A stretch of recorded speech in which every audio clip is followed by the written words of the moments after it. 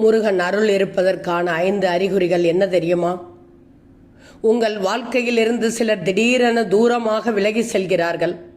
அதனால் உங்களுக்கு தீராத மனவேதனை ஏற்படுகிறது என்றால், உங்கள் வாழ்க்கையில் பின்னால் அந்த நபர்களால் வரப்போகும் பெரும் துன்பம், ஆபத்திலிருந்து முருகன் உங்களை காப்பாற்றி உள்ளார் என்று அர்த்தம்.